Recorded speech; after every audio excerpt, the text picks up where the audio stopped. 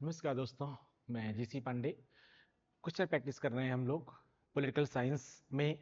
हम लोग ये क्वेश्चन प्रैक्टिस कर रहे हैं टीजीटी के लिए, पीजीटी के लिए और एलटी ग्रेड के साथ साथ नेट जेआरएफ के लिए और असिस्टेंट प्रोफेसर के लिए, और इसके साथ साथ बीपीएससी को भी हम लोग देख रहे हैं और एमपीपीएससी को भी हम लोग देख रहे हैं। ठीक है, तो क्वेश्चन प्रैक्टिस सेट नंबर आज 49 है हमारा। इस सेट में भी हमने कुल 15 क्वेश्चंस को लिए हुए हैं। ठीक है, क्वेश्चन प्रैक्टिस सेशन में हम, जैसे मैंने पहले आपसे बताया था, उसी तरीके से कंटिन्यू रहेगी ये सीरीज।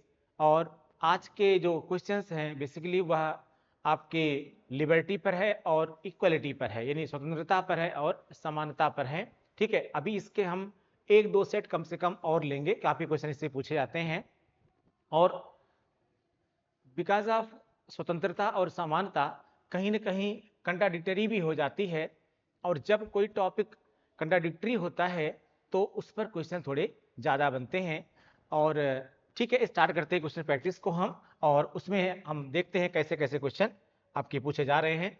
इसमें पहला क्वेश्चन है, स्वतंत्र नियामकीय आयोग, स्वतंत्र नियामकीय आयोग का आविर्भाव हुआ। आविर्भाव मतलब उत्पन्न हुआ, पैदा होना। ठीक है, स्वतंत्र नियामकीय आयोग, इंडिपेंडेंट रेगुलेटरी अथॉरिटी, क्या कहते हैं इसको इंग्लिश में? इंडिपेंडेंट रेगुलेटरी अथॉरिटी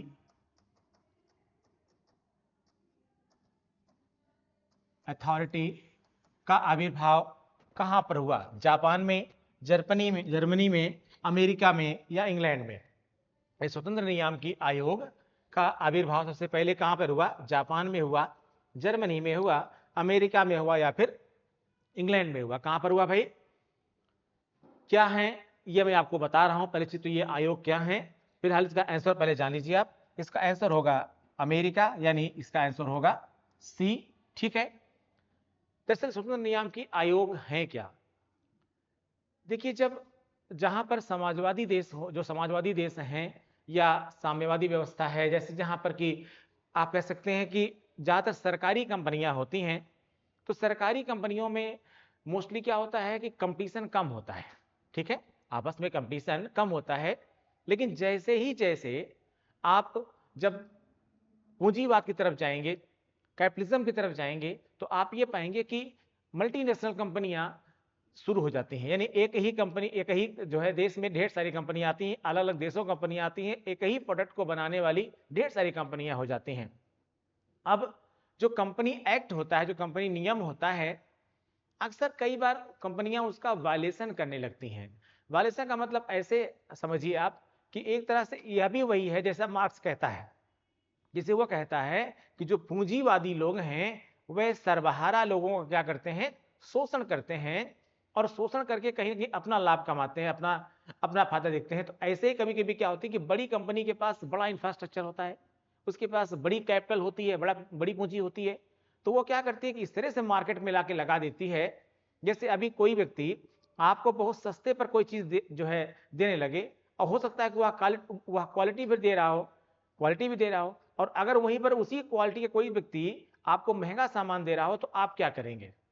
आपकी प्राथमिकता यह होगी कि जो सस्ता सामान है और अच्छा सामान है उसे खरीद लें आप।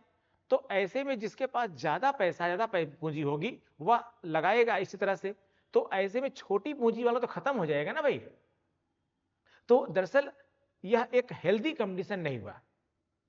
अमेरिका चूंकि आप जानते हैं पूंजीवादी देश है, वहां पर प्राइवेट कंपनियां ज्यादा होती हैं, तो वहां इस प्रकार से व्यवस्था बनाई गई। क्या व्यवस्था बनाई गई कि जैसे मान लीजिए ए कंपनी है, एक बी है कंपनी है, और एक सी है, ए बी कंपनी है। अब इन सब में अगर हेल्दी कंपटीशन होगा तो भाई कंपटीशन होगा। लेकिन पता चला कि इसने मार्केट में खूब ढेर सारा पैसा निवेश कर दिया और सस्ता सामान बेचना शुरू किया, सस्ती सेवा देना शुरू किया, लाभप्रद सेवा देना शुरू कर दिया, और यह उतना अच्छा इसमें प्रदर्शन नहीं कर पाए। तो ऐसे में ए क्या करेगी? बी और सी को खाना शुरू कर देगी, तब तो इनका अस्तित्व समाप्त हो जाएगा। और इससे आगे क्या समस्या आएगी कि फिर बाद में यह मोनोपोली कर लेगी। इस मोनोपोली को रोकने के लिए या कोई एकदम से समाप्त न हो जाए, खत्म न हो जाए, उसका कंप्यूटर ही खत्म ना हो जाए, इसको रोकने के लिए ही क्या बनाया गया? स्वतंत्र नियामकी आयोग। ठीक है, यह पहले तो आया अमेरिका में, लेकिन बाद में विश्व के ये कई सारे देशों में इस तरह की व्यवस्था फैलने लगी। भारत में भी इस प्रकार की व्यवस्थाएं भारत में भी लाई गई। जैसे आप देखते हैं ट्राई, ट्राई क्या है? Telecom regulatory authority. ठीक है, ये आपका ट्राई किस बात के लिए है भाई? Telecom regulatory authority of India. ठीक है, ट्राई है। तो ये टेलीकॉम सेक्टर में क्या है? स्वतंत्र नियामकी आयोग है। ऐसे ही IRDA, ठीक है, ये क्या है? Insurance regulatory and development authority. ठीक है, ये बीमा विनियामक एवं विकास प्राधिकरण।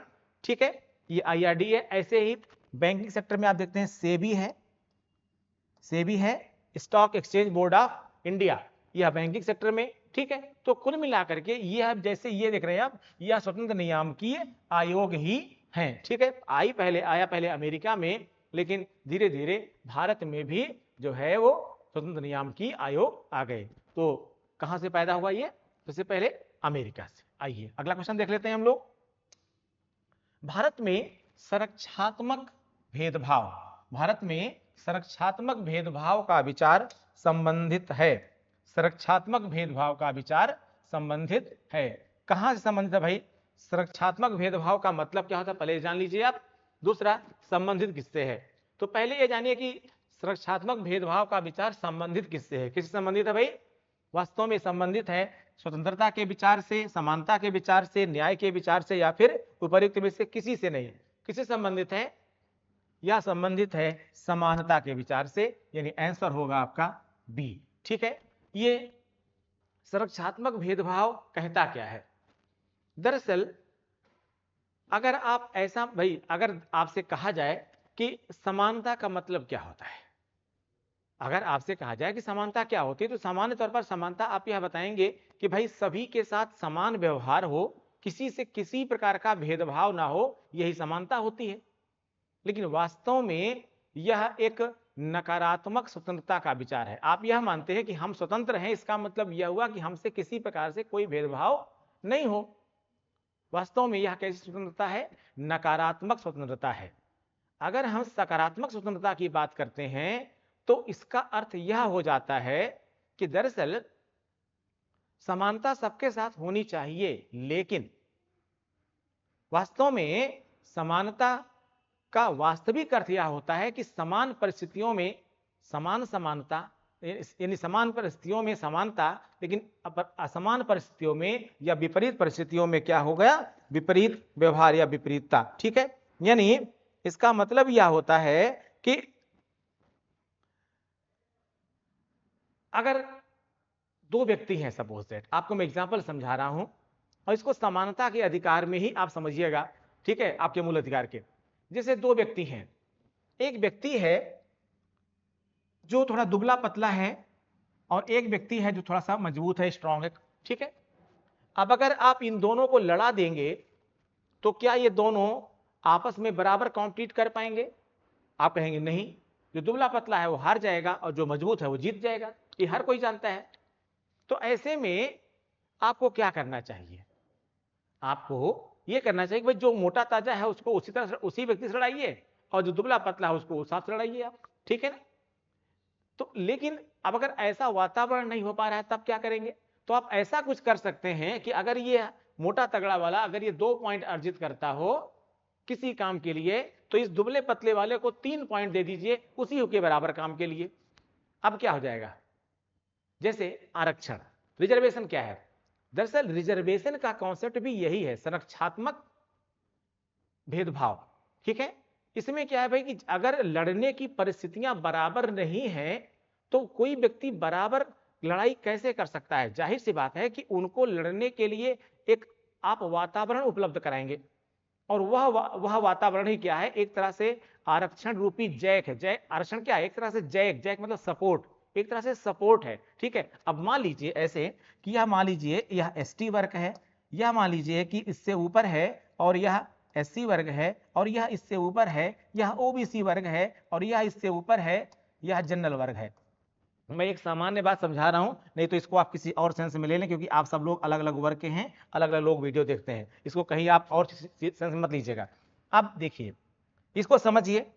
अब हमने क्या किया, यहां पर हमने एक जैक दे दिया। देखिए ये लेबल है, ये देखिए आप, ये आपका लेबल है। इस लेबल यानी ये जनरल का लेबल है, इस लेबल तक हमको पहुंचाना है, ठीक है। किसको? तो अब हम क्या करेंगे, अब हम इस ST को इतना जैक देंगे तब इसके बराबर हो जाएगा। SC को हम यहां इतना जैक देंगे, OBC को हम यहां इतना जैक देंगे, अब ये बराबर हो गया ना। तो इस तरह से लड़ाई का एक जो है, कह सकते हैं कि बराबर का वातावरण यानी बराबर का आधार देने के लिए हम जो ये जैक रूपी सिस्टम बनाते हैं, इस तरह से बराबर का एक इक्वल एटमॉस्फेयर पैदा करते हैं, वही क्या है, संरक्षात्मक भेदभाव है। अब इस संरक्षात्मक भेदभाव को आप सही मानते हैं या गलत मानते हैं? वास्तव में इसको अगर आप सकारात्मक स्वतंत्रता के सेंस में देखेंगे तो यह बिल्कुल सही है, क्योंकि सकारात्मक स्वतंत्रता यह कहती है कि समान परिस्थितियों में समान अधिकार और विपरीत परिस्थितियों में विपरीत व्यवहार। एक एग्जांपल से इसको आप और समझ लीजिए। जैसे मान लीजिए कि दो व्यक्ति आपके सामने हैं और दोनों को भूख लगी है। एक व्यक्ति है, या मान लीजिए 3 व्यक्ति हैं, तीनों को भूख लगी है। इसमें एक व्यक्ति को थोड़ा कम भूख लगी है, एक व्यक्ति को उससे ज्यादा भूख लगी है और एक व्यक्ति को उससे भी ज्यादा भूख लगी है। अब आपने एक व्यक्ति को 1 रोटी दिया, दूसरे व्यक्ति को आपने 2 रोटी दिया और तीसरे व्यक्ति को आपने 3 रोटी दिया। तो अगर आप इसको नकारात्मक स्वरूप में देखेंगे तो कहेंगे कि सर ये तो भेदभाव हुआ, लेकिन अगर आप इसको सकारात्मक स्वरूप में देखेंगे तो आप यह कहेंगे कि नहीं सर, भेदभाव नहीं हुआ, बल्कि यह क्या हुआ, सही व्यवहार हुआ, क्योंकि उसकी भूख ज्यादा थी। ठीक है, बस यही है आपका संरक्षात्मक भेदभाव। ठीक है, प्लीज आप लोग इसको किसी और सेंस में मत लीजिएगा, मैं पढ़ाने के संदर्भ में आपको एग्जाम्पल दे रहा हूं बस केवल। Thank you. आइए अगला क्वेश्चन देखते हैं। निम्न में से किस एक चिंतक ने स्वतंत्रता के वास्तविक अर्थ को समझने के लिए इसके दोनों निषेधात्मक एवं सकारात्मक पक्षों पर बल दिया? निम्न में से किस एक चिंतक ने स्वतंत्रता के अर्थ को समझने के लिए इसके दोनों निषेधात्मक एवं सकारात्मक पक्षों पर बल दिया? J.S. Mill, F.A. हाउफ, C. Isaiah Berlin, T.H. Green. इसमें आंसर हो जाएगा इसियाह बर्लिन। क्या कहता है इसियाह बर्लिन? इसियाह बर्लिन जो है, इसकी एक पॉपुलर बुक थी, टू कॉन्सेप्ट ऑफ लिबर्टी। आपने जरूर पढ़ा होगा इसको आपने, two concept of liberty. Two concept of liberty में यह लिखता है, यह तर्क देता है कि राज्य केवल व्यक्ति की नकारात्मक स्वतंत्रता की रक्षा कर सकता है। राज्य केवल व्यक्ति की नकारात्मक स्वतंत्रता की रक्षा कर सकता है। सकारात्मक स्वतंत्रता की रक्षा करना राज्य के कार्यक्षेत्र में नहीं आता, बल्कि सकारात्मक स्वतंत्रता खुद व्यक्ति की क्षमता पर निर्भर करती है। कैसे?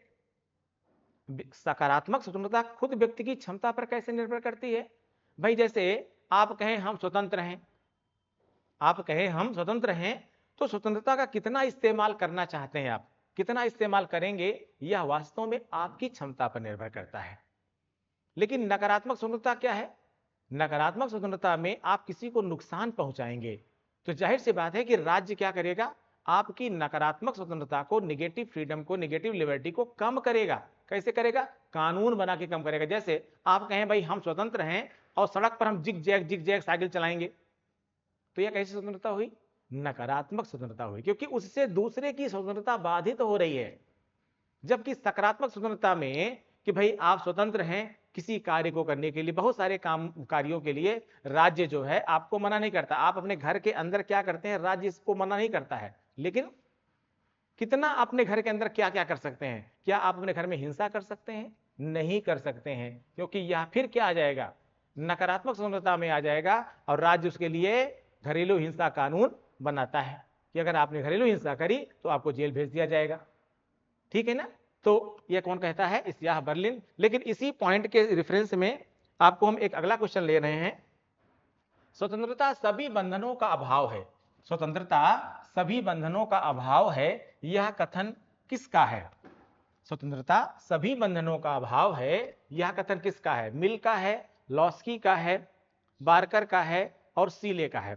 अब यहां इसका आंसर देने से पहले आप पहले यह जानिएगा कि यह किस प्रकार की स्वतंत्रता की बात करता है। अगर कोई यह कहता है कि स्वतंत्रता का मतलब हम चाहे जो करें, तो इसका मतलब यह हुआ कि यह किसकी बात करता है? यह नकारात्मक स्वतंत्रता की बात करता है। ठीक है, और नकारात्मक स्वतंत्रता के पक्षधर कौन है भाई?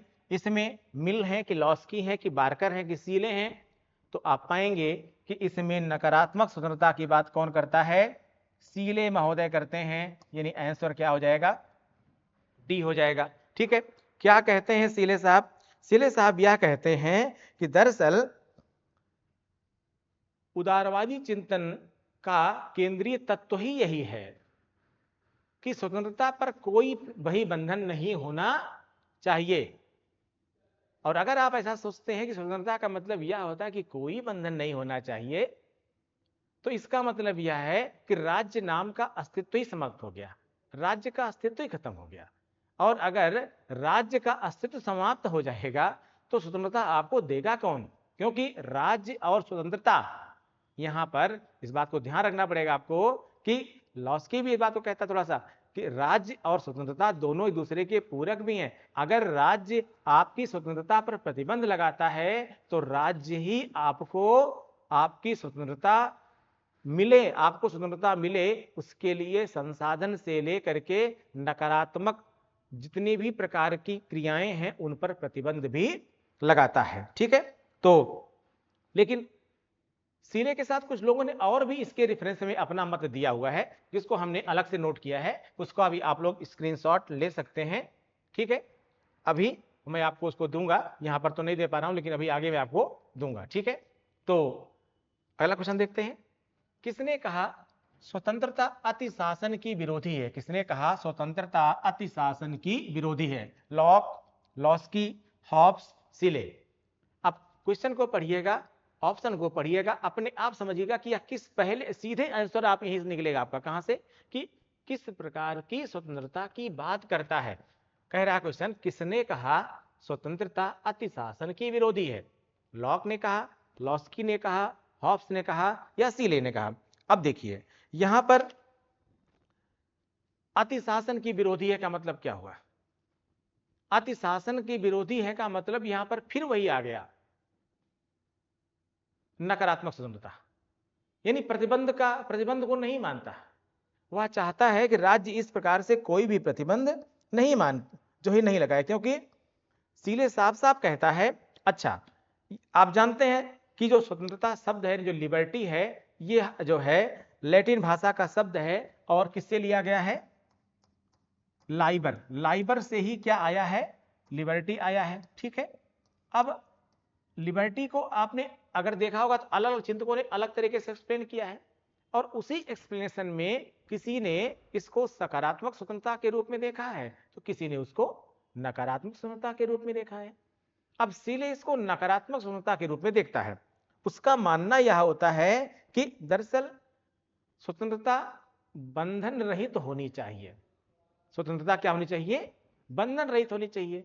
और अगर बंधन रहित कर दिया जाए आपको तो सभी कोई ना बंधन रहित होगा, और अगर सब कोई बंधन रहित हो जाएगा तो हम वही पहुंच जाएंगे किसमें? जो प्राकृतिक राज्य की अवधारणा थी, जो प्राकृतिक अवधारणा थी हमारी, यानी हम प्राकृतिक अवस्था में कैसे थे?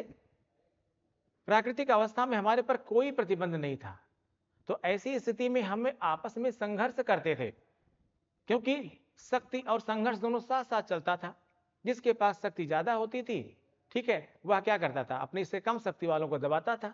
तो उसकी स्वतंत्रता भी तो थी, लेकिन उसकी स्वतंत्रता बाधित हो जा रही किससे? उच्च शक्ति वाले व्यक्तियों से। तो ऐसे में राज्य को कुछ ना कुछ तो प्रतिबंध लगाना ही पड़ेगा। लेकिन यहां पर मैं कुछ लोगों का स्टेटमेंट आपको सुना रहा हूं, उनको भी आप लोग समझिएगा। ठीक है, इसके सेंस में इसमें सीले तो क्या कहता है ये मैंने आपको बता ही दिया, लेकिन उसको हमने थोड़ा अलग से नोट किया है। और इसमें सीले और क्या कहते हैं, हॉब्स साहब और क्या कहते हैं, रूसो क्या कहते हैं, हीगल क्या कहते हैं, मैकेंजी क्या कहते हैं, इन सब का मैंने ये लिया है, इसका आप स्क्रीनशॉट ले लीजिएगा। पहले तो किसके बारे में बात कर रहे हैं ये सब लोग, यह सभी लोग स्वतंत्रता के बारे में बात कर रहे हैं, सारे के सारे लोग स्वतंत्रता के बारे में ही बात कर रहे हैं। क्या कह रहे हैं देखिएगा, किसके बारे में, लिबर्टी के बारे में बात कर रहे हैं। स्वतंत्रता का अंग्रेजी रूपांतर यानी लिबर्टी लैटिन भाषा के शब्द लिबर या लाइबर से लिया गया है। किससे लिया गया है, लिबर या लाइबर से लिया गया है। एक दूसरा अर्थ क्या होता है इसका, बंधनों का अभाव। सीले क्या कहते हैं इसके बारे में, सीले के अनुसार स्वतंत्रता अति शासन का विलोम है, लेकिन वहीं पर हॉब्स यह कहता है कि स्वतंत्रता बाह्य बाधाओं की अनुपस्थिति है, वह बाधाएं जो व्यक्ति का कोई भी कार्य करने की शक्ति घटाती है। वहीं पर रूसो क्या कहता है, रूसो कहता है कि स्वतंत्रता सामान्य इच्छा के पालन में है। स्वतंत्रता सामान्य इच्छा की, बहुत अच्छी डिफिनेशन देता है, क्या कहता है कि सामान्य इच्छा के पालन में है, कि जो आपकी सामान्य इच्छाएं हैं उन सामान्य इच्छाओं का प्रतिपालन आप कर सके, यही क्या है, स्वतंत्रता है आपकी। ठीक है।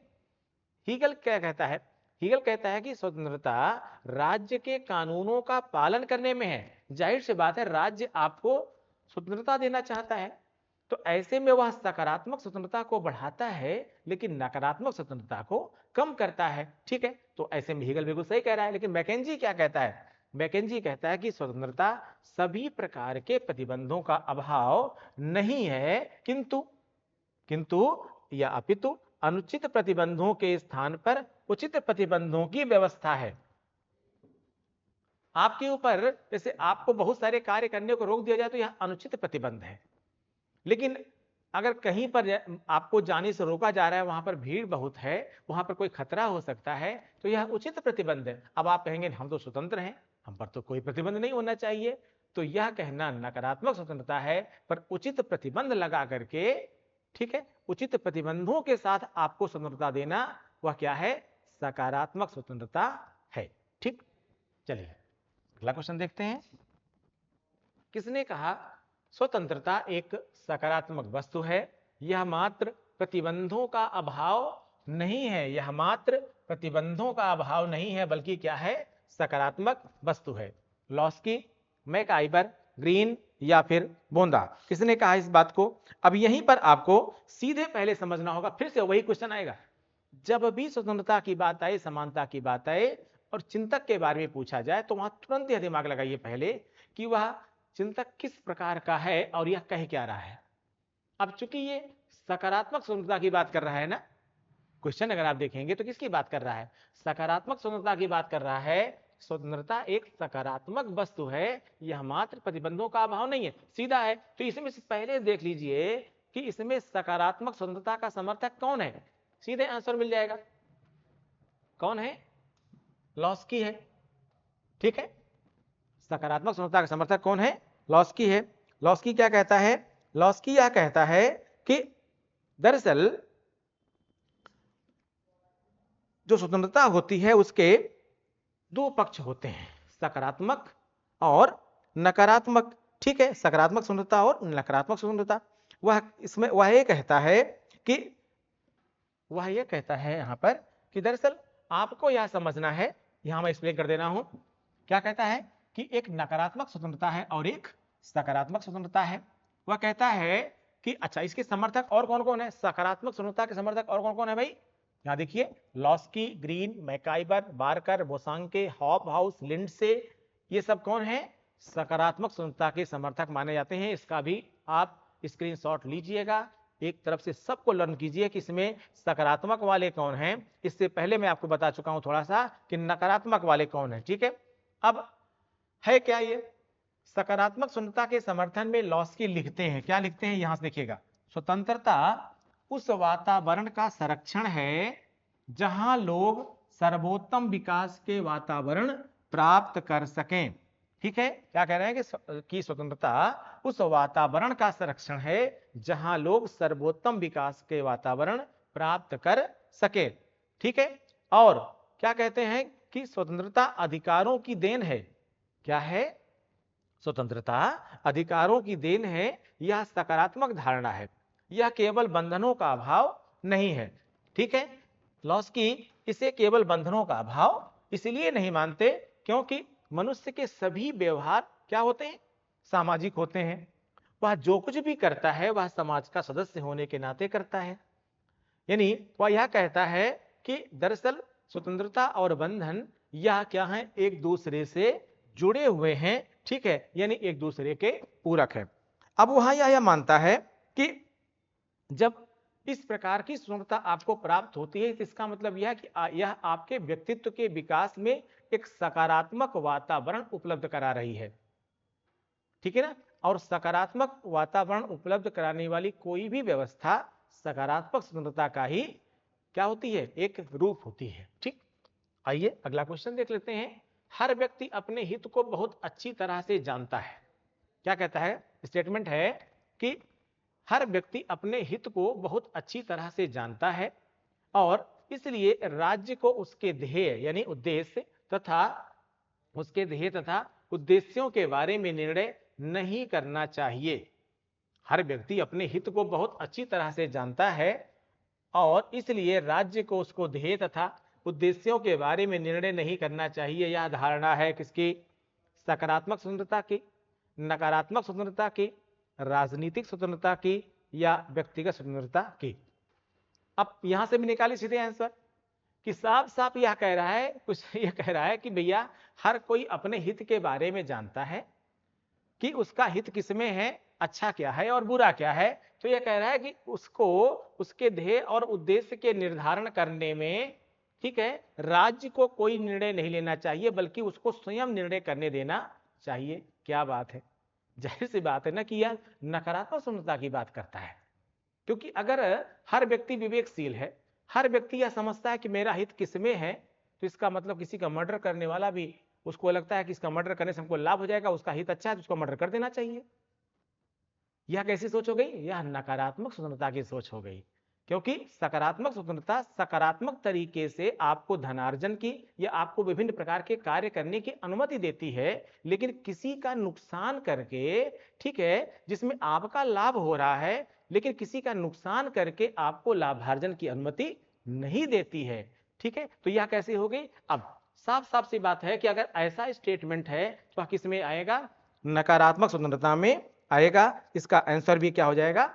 बी हो जाएगा, यानी नकारात्मक स्वतंत्रता हो जाएगा। ठीक है, क्लियर हो गया? चलिए अगला क्वेश्चन देख लीजिए। आप निम्न में से किसने सकारात्मक स्वतंत्रता का प्रतिपादन किया है? निम्न में से किसने सकारात्मक स्वतंत्रता का प्रतिपादन किया है? मार्क्स ने किया है, बेंथम ने किया है, टी.एच. ग्रीन ने किया है या फिर मिल ने किया है? मिल ने किया है। अब यहां पर अगर लॉस्की होते तो आप सीधे लगा देते, लेकिन मार्क्स हैं, बेंथम है, टी.एच. ग्रीन। क्योंकि मार्क्स राज्य को स्वीकार नहीं करता तो स्वतंत्रता की पूरी परिभाषा बदल देता है वो।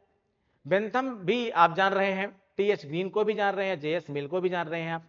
अब इसमें वास्तव में जो टी.एच. ग्रीन है, ठीक है, टी.एच. ग्रीन है, यह भी कहीं ना कहीं लॉस्की की तरह ही सोचता है। किसके बारे में? स्वतंत्रता के बारे में।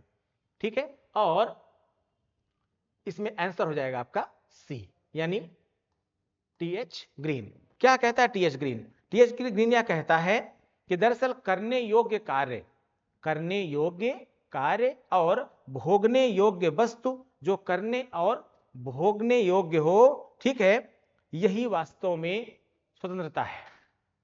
यही वास्तव में क्या है? स्वतंत्रता। कहता है कि ऐसा कार्य जिसको, जो करने वाला कार्य हो, जिसको करने से कोई समस्या नहीं हो रही हो, और ऐसी वस्तु जिसका इस्तेमाल करने से भी किसी को समस्या नहीं हो रही हो, तो यह क्या है? उसको करना चाहिए। और यही आप, और अगर ऐसा करने की अनुमति आपको है तो इसका मतलब क्या है? आप स्वतंत्र हैं। जैसे अभी इससे पहले क्या हुई कि भाई जो सामान्य इच्छा का प्रतिपालन करने की अनुमति देता है वही क्या है? सकारात्मक स्वतंत्रता है।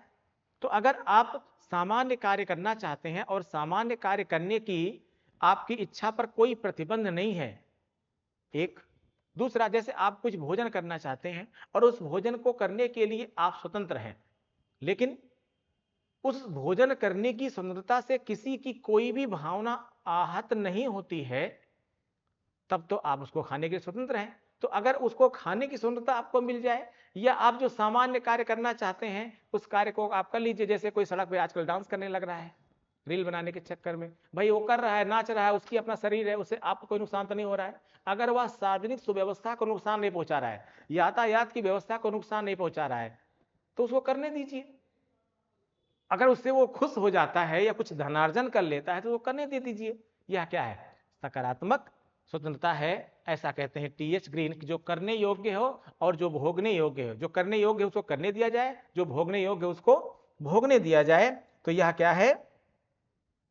सकारात्मक स्वतंत्रता है, ऐसा डीएच ग्रीन ने कहा है। अगला क्वेश्चन, समानता का अर्थ यह है, समानता का अर्थ यह है कि सभी व्यक्तियों के लिए पर्याप्त अवसर प्राप्त होना चाहिए। किसने कहा?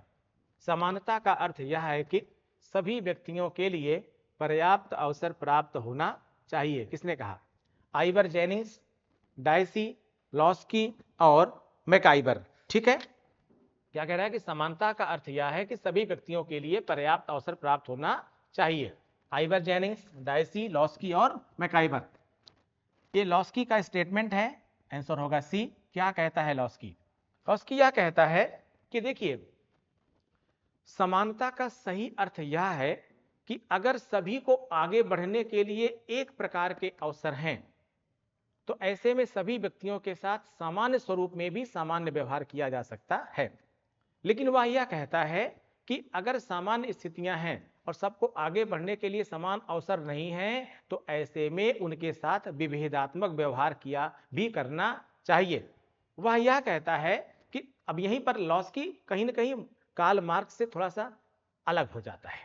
जैसे कार्ल मार्क्स ने क्या कहा कि आर्थिक आधार पर सब में समानता होनी चाहिए। वह यह चाहता था कि चाहे पूंजीपति वर्ग हो या फिर वो सर्वहारा वर्ग हो, दोनों में आर्थिक आधार पर समानता होनी चाहिए। पर वास्तविकता यह है, लॉस्की कहता है कि यह समानता 100% कभी हो ही नहीं सकती, क्योंकि वह यह कहता है कि, और यह उसका ही एग्जाम्पल है, वो कहता है कि अगर एक ईंट बनाने वाला कारीगर है और एक किसी जो है और एक कोई एक वैज्ञानिक है, यानी वह उच्च दर्जे का व्यक्ति है और जो है उच्च पद पर है, तो ऐसे में दोनों की आर्थिक आधार पर बराबरी कैसे हो सकती है, या दोनों को एक जैसा वेतन कैसे दिया जा सकता है?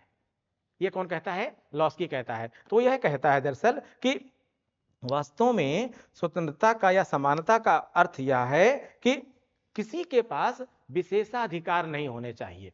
ठीक है, वह कहता है कि समानता का अर्थ यह है कि विशेषाधिकारों का अभाव हो, और इसका दूसरा अर्थ यह है कि सभी को आगे बढ़ने का समान अवसर प्राप्त हो, यानी सभी को आगे बढ़ने का समान अवसर प्राप्त हो, किसी को विशेषाधिकार प्राप्त नहीं हो। यही क्या है? यही क्या है? सही समानता है, यही समानता का अधिकार है। कौन कहता है? लॉस्की कहता है। ठीक है, अगला क्वेश्चन, आर्थिक समानता के बिना राजनीतिक स्वतंत्रता मिथक है।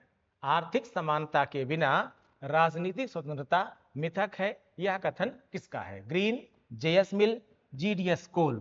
जीडीएच कोल, ग्रीन, जेएस मिल, जीडीएच कोल, लॉस्की।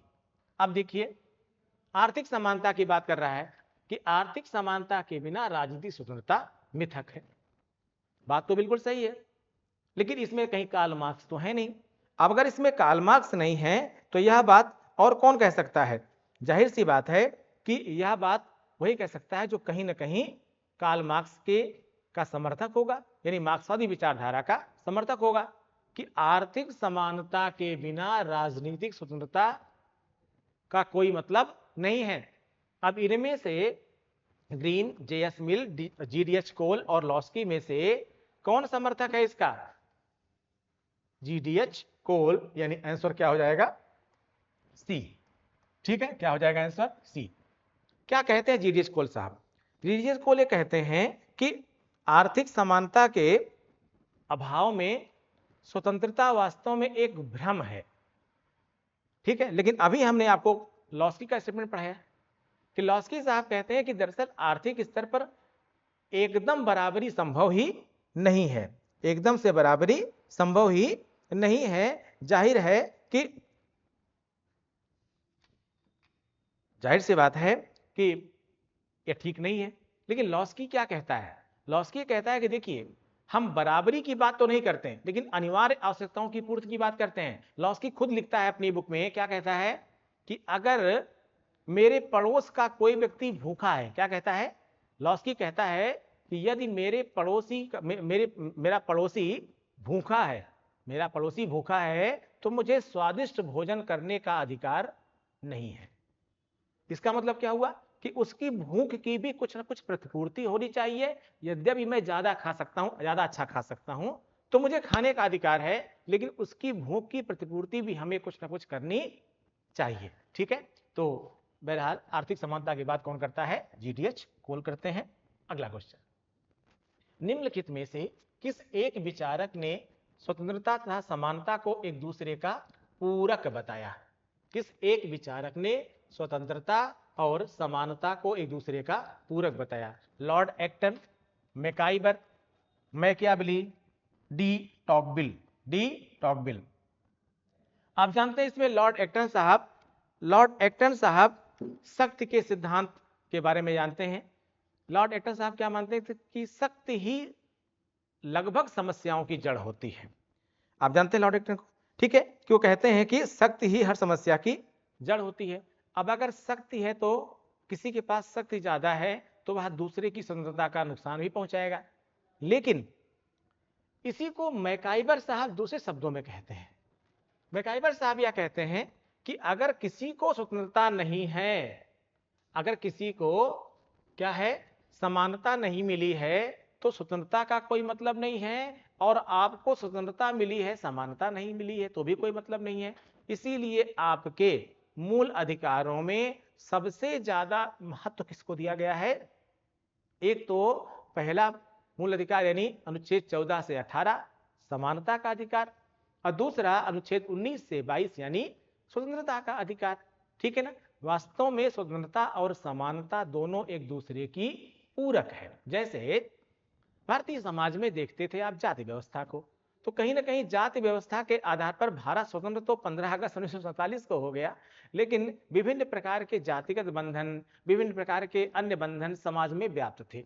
अब उसकी वजह से अगर आप किसी गरीब व्यक्ति या सामान्य ऐसे शोषित वर्ग से पूछिए, तो वह आपको बताएगा उसको तो पता ही नहीं कि क्या है स्वतंत्रता, क्योंकि जैसा वह कुछ साल पहले रह रहा था वैसा ही वह उस समय रह रहा है।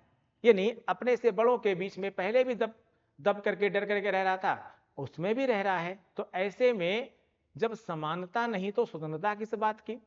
और फिर आपको कह दिया जाए आप स्वतंत्र हैं और आपसे असमान व्यवहार किया जाए, तो फिर वह स्वतंत्रता किस बात की?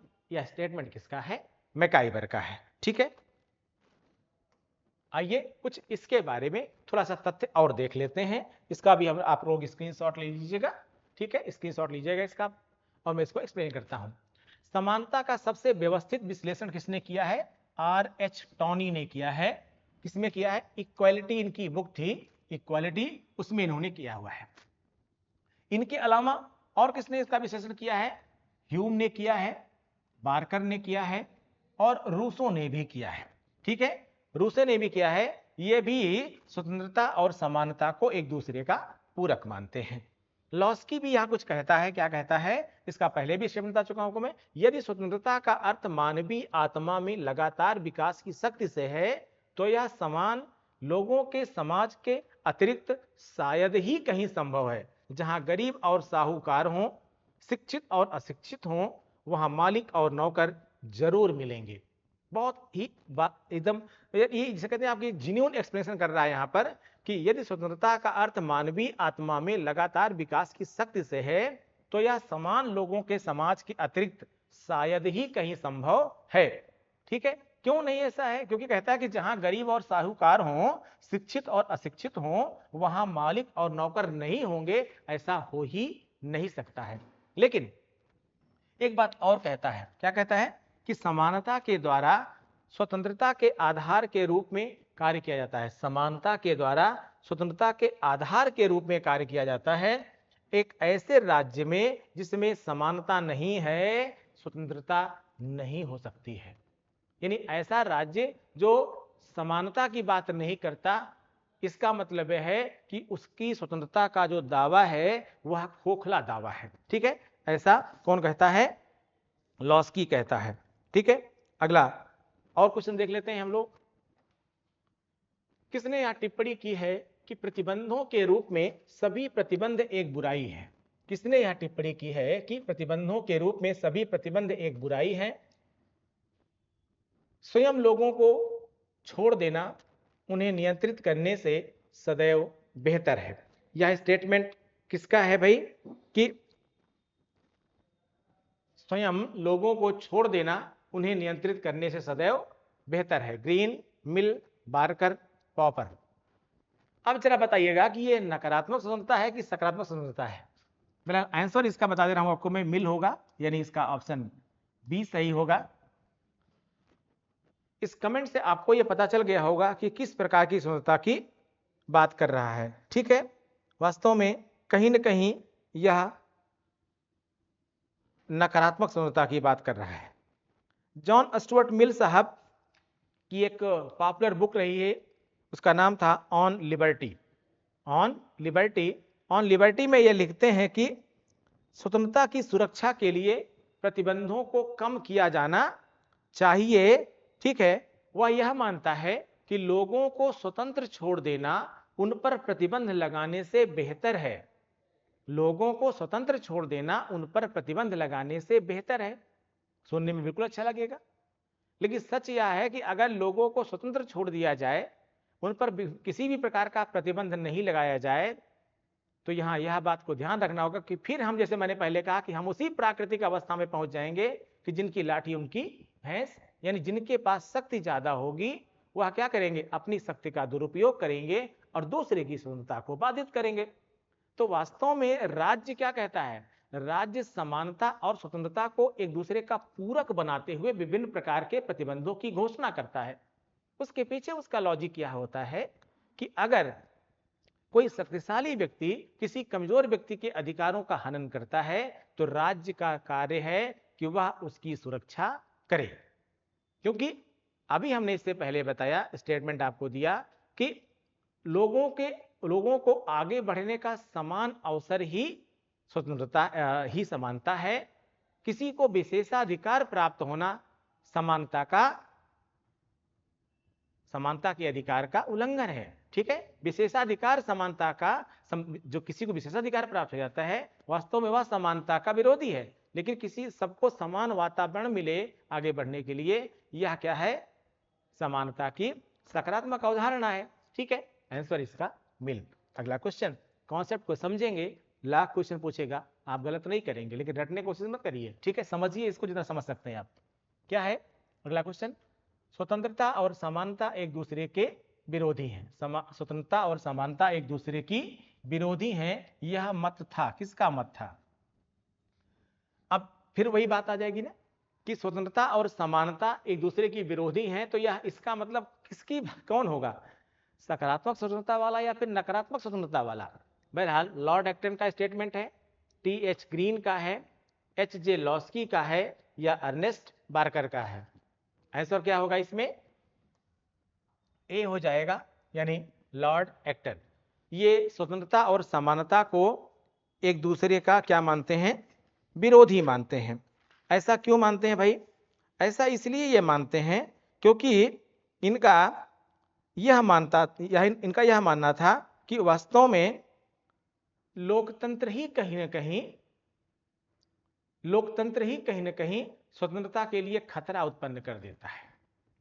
लॉर्ड एक्टन साहब यह कहते हैं कि लोकतंत्र जितना ज्यादा बढ़ता जाएगा, समानता के लिए उतना ही ज्यादा खतरा भी बढ़ता जाएगा। यानी यह समानता के अधिकार में लोकतंत्र को बाधक मानते हैं, जबकि वहीं पर लॉस्की क्या कहते हैं कि लोकतंत्र समानता के अधिकार का साधक है। यानी लोकतंत्र समानता के अधिकार को बढ़ाता है। अब भारत में लोकतंत्र है, अब आप इस लोकतंत्र की अवधारणा के आधार पर समझ लीजिए कि यह समानता के अधिकार के लिए साधक है या फिर बाधक है।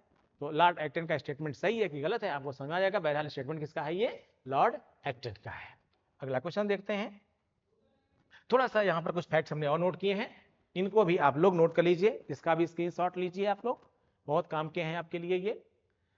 फ्रीडमैन, मिचेल्स और पैरेटो, ये दोनों, ये तीनों भी क्या हैं, स्वतंत्रता और समानता को एक दूसरे का क्या मानते हैं, विरोधी मानते हैं। अब इसी क्वेश्चन को पलट दिया जाए जब, तो आप क्या कह सकते हैं कि यह भी नकारात्मक स्वतंत्रता को ही कहीं ना कहीं सही मानते हैं या उसके समर्थक हैं। कुछ विचारक सामाजिक आर्थिक क्षेत्र में स्वतंत्रता के नाम पर समानता का विरोध करते हैं। वहीं पर एक ब्रिटिश फिलोसफर था आइजिया, ठीक है, यानी बर्लिन समझिए, ने अपना निबंध लिखा था टू कॉन्सेप्ट्स ऑफ लिबर्टी, स्वतंत्रता की दो संकल्पनाएं। इसके अंतर्गत यह तर्क देता है कि राज्य केवल नकारात्मक स्वतंत्रता की रक्षा कर सकता है। सकारात्मक स्वतंत्रता व्यक्ति का निजी मामला है, जिससे राज्य को कोई भी सरोकार नहीं रखना चाहिए। बिल्कुल, आपकी सकारात्मक स्वतंत्रता में राज्य को कहीं पर भी हस्तक्षेप नहीं करना चाहिए। नकारात्मक स्वतंत्रता, ठीक है, के मामले में राज्य को हस्तक्षेप करना चाहिए। ऑस्ट्रेलियाई विचारक F.A. हेयक का स्टेटमेंट समझिएगा। इनकी एक बुक है, उसका नाम है कॉन्स्टिट्यूशंस ऑफ लिबर्टी, लिबर्टी के बारे में लिखता है, कॉन्स्टिट्यूशन ऑफ लिबर्टी इसकी बुक है, ठीक है, स्वतंत्रता का संविधान। इसके अंतर्गत यह स्वतंत्रता और समानता दोनों के परस्पर विरोधी सिद्धांत, ठीक है, इसमें भी क्या किया है, यह स्वतंत्रता और समानता को परस्पर विरोधी मानता है। इसी से लगा अगला क्वेश्चन देख लेते हैं। निम्नलिखित में से कौन प्राकृतिक असमानता के सिद्धांत का समर्थन करता है? प्राकृतिक असमानता के सिद्धांत का समर्थन करता है पोलिबियस, सिसरो, रूसो, प्लेटो। यहां जानिएगा, दरअसल जो असमानता होती है वह दो प्रकार से होती है, ठीक है, असमानता दो प्रकार से होती है। एक असमानता होती है, उसको कहते हैं प्राकृतिक असमानता, प्राकृतिक असमानता, ठीक है ना। अब और जो दूसरी असमानता होती है प्राकृतिक असमानता के साथ साथ, वह यह मानता है, वो ये कहता है कि एक होती है प्राकृतिक असमानता और दूसरी क्या होती हैं, परंपरागत असमानता। एक क्या होती है बेटा, प्राकृतिक असमानता, और दूसरी क्या होती है, परंपरागत असमानता, परंपरागत असमानता, ठीक है। जो प्राकृतिक असमानता है भाई, वो तो असमानता है ही है ना, जैसे कोई फिजिकली चैलेंज्ड है तो यह प्राकृतिक असमानता है। अगर कोई व्यक्ति हाइट में ज्यादा है और किसी की हाइट कम है, तो कुछ काम ऐसा जिसमें अधिक हाइट वाला कर सकता है, तो आप प्राकृतिक तौर पर असमान है, तो इसको तो कोई खत्म नहीं कर सकता ना भाई। लेकिन दूसरी है परंपरागत असमानता। परंपरागत असमानता वह असमानता होती है जो किसी परंपरा के कारण से चली आ रही हो, जैसे कहीं पर रंग के आधार पर, या कहीं पर जेंडर के आधार पर, तो कहीं पर जाति के आधार पर, ठीक है, या कहीं पर धर्म के आधार पर, या अन्य क्षेत्र के आधार पर, या किसी और के आधार पर। अगर यह असमानता है तो कैसी असमानता है, परंपरागत असमानता है, ठीक है ना। इसमें रूसो यह कहता है, स्टेटमेंट किसका है भाई, ये रूसो का। आंसर क्या हो जाएगा, रूसो यह कहता है कि जो प्राकृतिक विषमता है, ठीक है, इसका वह समर्थन करता है। उसका यह मानना है कि इसमें कोई भी मनुष्य कोई बदलाव नहीं कर सकता है, लेकिन जो परंपरागत असमानता है उसमें बदलाव संभव है, और उसमें बदलाव जहां तक होना संभव है उसको करना भी चाहिए, क्योंकि परंपरागत असमानता कहीं ना कहीं समानता के अधिकार का विरोधी है, या सकारात्मक स्वतंत्रता की विरोधी है, ठीक है। और इसका लास्ट क्वेश्चन हम लोग देख लेते हैं, ठीक है। यह कथन किसका है कि स्वतंत्रता और समानता ना तो एक दूसरे के विरोधी हैं और ना ही पृथक, स्वतंत्रता और समानता ना तो एक दूसरे के विरोधी हैं और ना ही पृथक, वे एक आदर्श के दो रूप हैं, वे एक आदर्श के दो रूप हैं। बहुत अच्छा स्टेटमेंट है, और ये स्टेटमेंट है पैरेटो का, मेटलैंड का, हर्बर्ट डीन का, डेविड ह्यूम का। किसका स्टेटमेंट है भाई, Pareto, Maitland, Herbert dean, David Hume. David Hume किसका स्टेटमेंट है? स्टेटमेंट है हर्बर्ट डीन का। आंसर हो जाएगा सी। ठीक है, क्या कहते हैं हर्बर्ट डीन? हर्बर्ट डीन साहब एक्सप्लेन करते हैं, इसको थोड़ा देख लीजिएगा। वर्तमान कल्याणकारी राज्य में स्वतंत्रता एवं समानता को एक दूसरे का विरोधी ना मानकर पूरक माना जाता है। दोनों का जो उद्देश्य है वह एक ही है, और वह क्या है कि व्यक्ति के व्यक्तित्व का स्वाभाविक विकास होना चाहिए। हर्बर्ट डीन यहां पर एक स्टेटमेंट लिखता है कि स्वतंत्रता और समानता ना तो विरोधी हैं और ना ही पृथक या अलग है। ठीक है, और वह मानता है कि यह एक ही आदर्श के दो पक्ष हैं। जैसा कि हमने पहले एक्सप्लेन किया कि स्वतंत्रता और समानता दोनों को एक दूसरे का विरोधी नहीं मानना चाहिए, कि जबकि दोनों ही सभ्य समाज के आदर्श हैं और दोनों को साथ साथ स्वीकार किया जाना चाहिए। ठीक है, वह कहता है कि हमें इस तरह के समाज का निर्माण करना चाहिए जो इतनी समानता प्रदान करे कि प्रत्येक व्यक्ति दूसरे पर किसी भी प्रकार की असमानता थोपे बिना अपने जीवन को नियंत्रित करने के लिए स्वतंत्र हो। यानी एक व्यक्ति दूसरे की स्वतंत्रता पर किसी भी प्रकार का प्रतिबंध न लगाए, बल्कि स्वयं ही व्यक्ति क्या करे, अपनी स्वतंत्रता को नियंत्रित करे। इस प्रकार से दोनों में समानता हो और इस प्रकार की दोनों को स्वतंत्रता भी हो। ठीक है, तो यह स्टेटमेंट मैंने बताया आपको, बहुत ही अच्छा स्टेटमेंट था। किसका था? हर्बर्ट डीन का स्टेटमेंट था। ठीक है, तो ये थे कुल आपके 15 क्वेश्चंस। ठीक है, मिलते हैं नेक्स्ट में। Thank you.